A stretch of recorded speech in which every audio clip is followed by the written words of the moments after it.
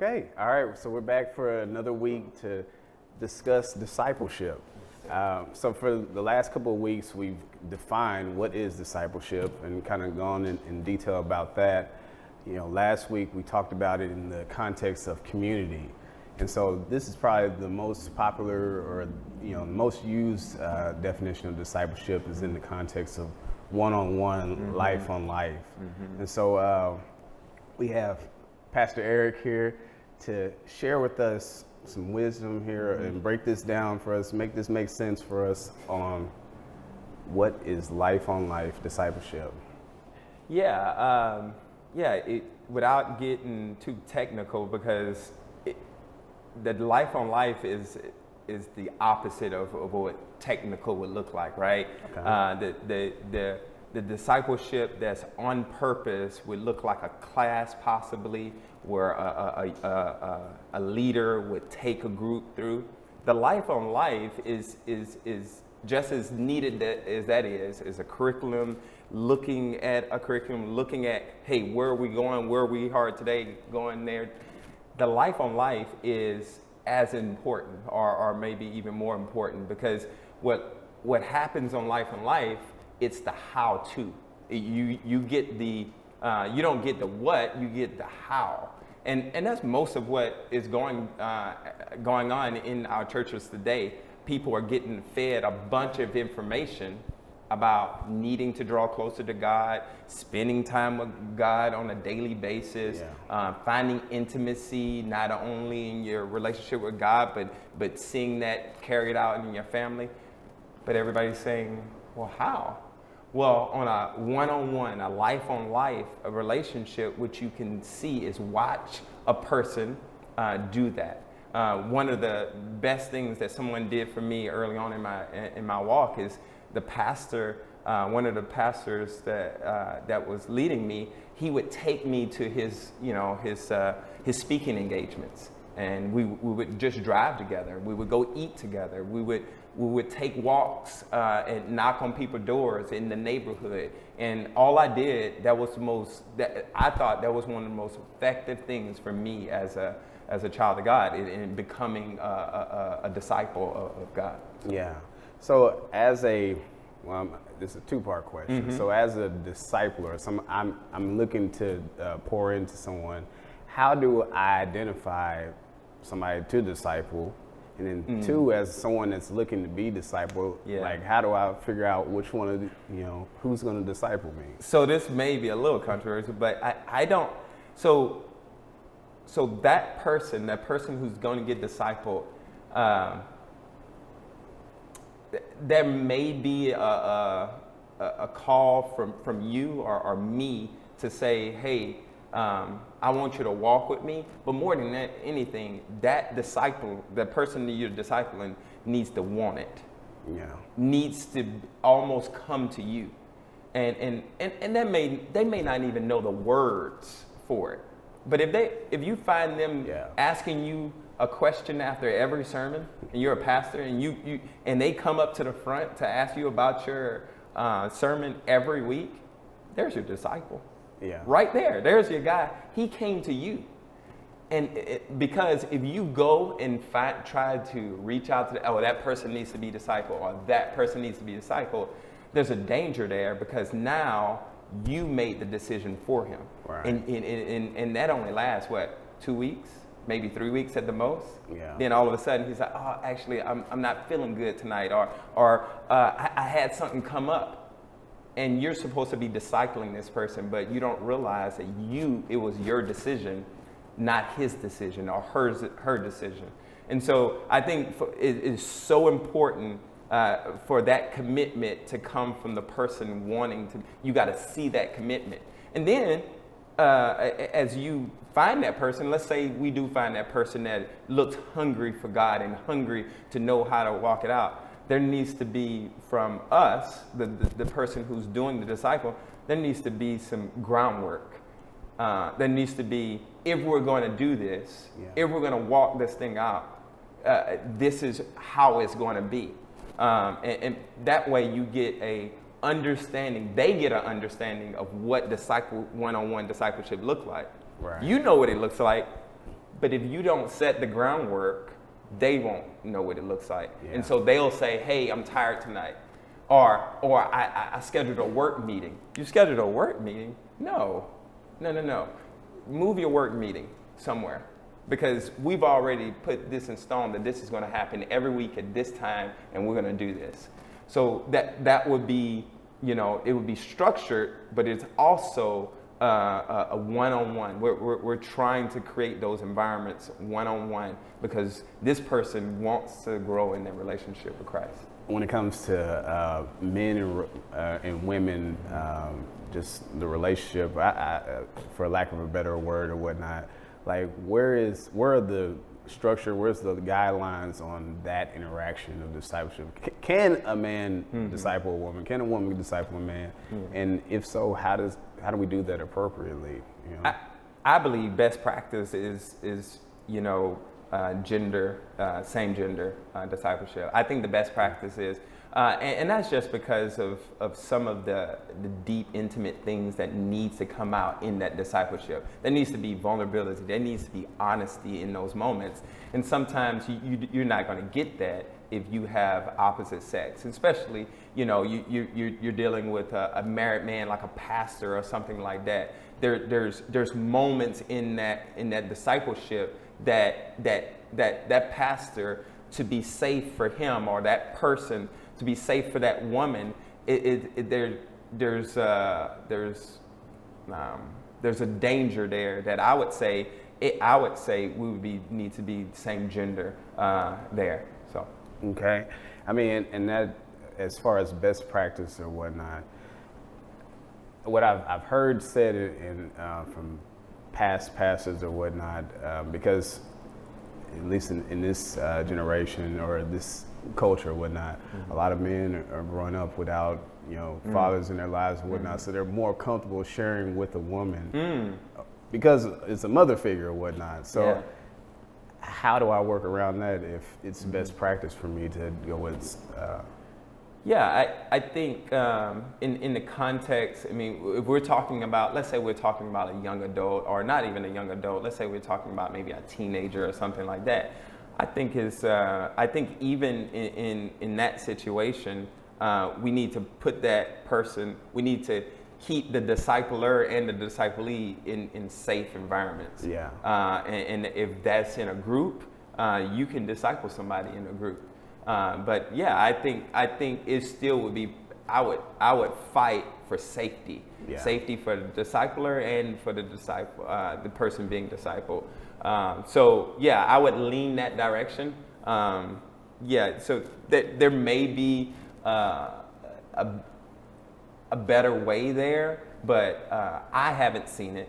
I haven't seen an effective way to do that. But I think honestly think the most effective way is usually a man with a man, woman with a woman. Is there some unique experiences that as a man, that we both share or whatnot, that you're going to be able to speak to that may not be able to happen in another context, right? So we, we model everything as a believer is after Jesus and how he did it. So discipleship is no different. How did Jesus model this thing out for us? What's it supposed to look like, or how did he, I think what's interesting about when we see the example of discipleship with Jesus and his 12, right? We see a small group. We see, and then we see an even smaller group with Peter and John. We see only a few people going up to the mountain of transfiguration, right? When he transfigures, we see a small group there, and then we see a small group where he's in certain pockets of the Gospels. We see him teaching them and preparing them specifically. So we see 12, and then we see a 3. So we have an amazing model of, hey, we're not trying to disciple the world. We're not trying to disciple everybody in our church.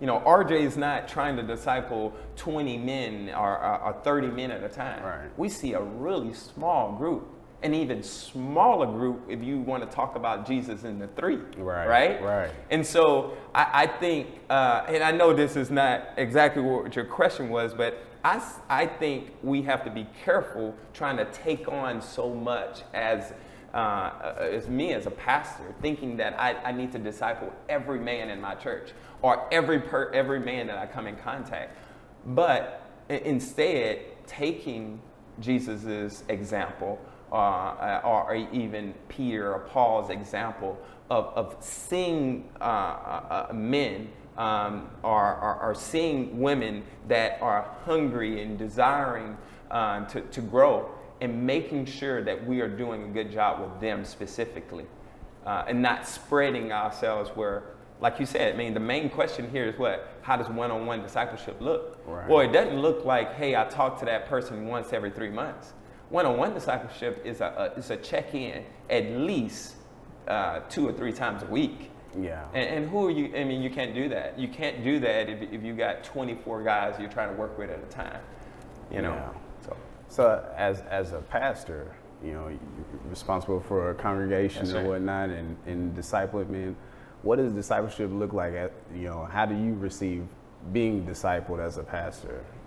Me being personally discipled? Correct. Yeah, I look for people within the congregation, people who've been on this journey longer than me. Right. I mean, we talk about, Pastor Canaan talks about this a lot at Pillar Church, talking about, you know, his role is a role. Yeah. I'm no better than anybody here. His role is teacher, pastor, shepherd of the flock. That doesn't mean there's people in the congregation that hasn't walked through life or is a couple steps ahead of him or a couple steps ahead of me and seen things that I've never seen and done things that I've never done. The people, man, those are the people that are speaking into my life on a daily basis and calling me. You know, I'm so blessed to be at Pillar Church. 2 years at Pillar Church, and I've seen so much of care from the congregation, from particular men in the congregation, making sure that where I'm at, asking me hard questions. What is God teaching you? Where can I pray for you? And then modeling life for me, showing me what this looks like, you know? And so there's been a beautiful thing to just, in these 2 years, just see me getting discipled in this process. But I think discipleship can also come from other pastors, maybe outside of the church that I'm in, and that happens too, you know. But not as much, I would say, as people in my body.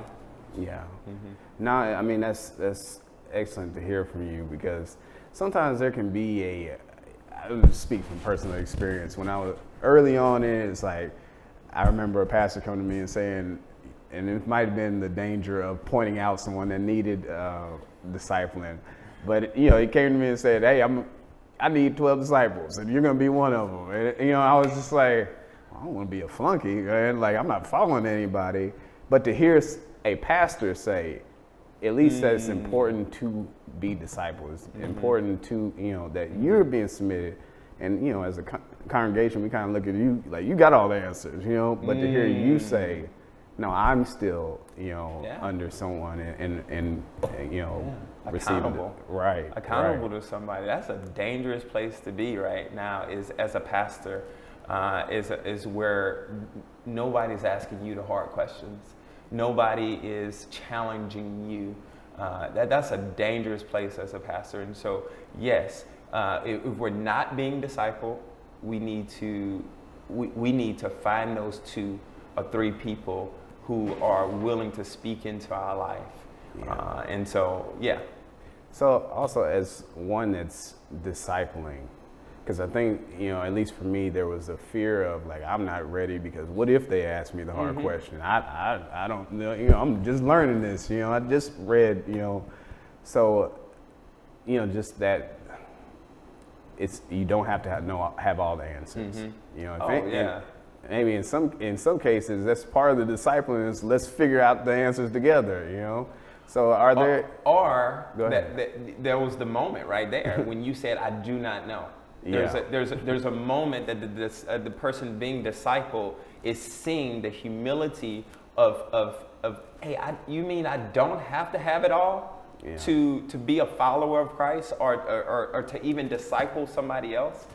You mean I don't? You've just discipled that person of what discipleship looks like. It's not that you know it all. It's that you know how important it is to have a personal relationship with Jesus Christ, and you're showing them what it looks like to love God and to know Him and to be intimately connected with what God has called you to do in your life. And that discipler is seeing that person who's being discipled sees that in those moments. Yeah, I mean, and that's so important now. You know, as with COVID that's going on, and we've seen, you know, a decline in church attendance. I put quotes around the church or whatnot, and just the need to be a part of a body, or, you know, kind of getting that message back out there. But discipleship being a function of the body, and the need to be a part of it, part of the body. So for those out there that are trying to decipher what's the meaning of being here, do you have anything, just a word of encouragement for them? For that person that has decided to stop coming to church because, hey, I'm a Christian, that type. And why all this, what we're talking about, is needed. Why is it important? You know? I think God is so gracious and so good to give us this thing called the church, the body. The group of people that gather together, like in a building or a home or outside in a park. God is so good to us to show to have these type of things to bless us to know Him more, to watch RJ or watch Evie or watch somebody worship, or to see somebody's joy in talking about Him, or praying for you or something like that. Those things are God's gift to us. And so when we are outside of the context where we can receive this amazing gift of relationship, or of people speaking into my life, or even, here's how sweet God is. Even when somebody challenges us or corrects us, there's a sweetness in that we can't have outside of the church community, outside of the body, outside of discipleship. We can't have that. And so where we end up is never being corrected, never being challenged, never being asked the hard questions. Outside of that, not recognizing that God has a blessing for us inside a body where we're accountable to them. And they're accountable to who? To us too, right? And so I just think I would encourage those who are outside the church or outside of that type of accountability and say, God has something so precious and so good and so sweet for you inside the body. That's a good word there. And unless you have anything that you want to, a final thought or that you want to get out. Yeah, I mean, I think more than anything, I don't have all the answers to this. And, this is, I love an interview like this to talk about it. More than anything, we realize that more than evangelism, He's called us to disciple. And more than preaching, He's called us to disciples. Go and make disciples, not make more educated people or people who know more about me. Disciple people to know me. We want to see people desiring to know God more, and that happens not through just knowing more about a text or being able to break it down, but personally, intimately knowing Him and seeing other people walk that out is super important. Yeah, that's good. All right, well, thank you, Pastor Eric. And thank you all for joining us. Great conversation. Yeah, I was about to say see you next week. I was like, oh, that's the last one.